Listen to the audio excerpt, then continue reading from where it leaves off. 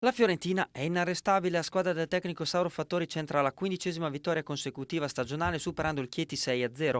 Il vantaggio delle padrone di casa arriva sugli sviluppi di un calcio d'angolo, il colpo di testa di Carissimi viene deviato da Carozzi nella propria porta, la Viola è in vantaggio al 10° minuto.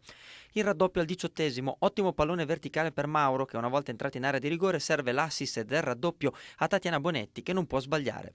Caccamo potrebbe triplicare al termine di una bella azione personale, una volta entrata in area conclude di destro centrando in pieno il palo. Dall'altra parte si pareggia almeno il conto dei legni quando Marinelli fa partire un gran tiro che si stampa contro la traversa.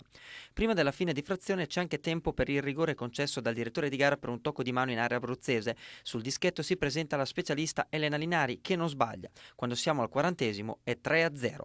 Nella ripresa bastano 7 minuti alla Fiorentina per chiudere la partita con Patrizia Caccamo ben servita in area da Bonetti. L'ex Riviera di Romagna batte ancora il portiere del Chieti. Le ospiti non ci stanno e provano a rientrare in partita con Vicchiarello che parte palla al piede e poi conclude, la sfera termina di poco sul fondo.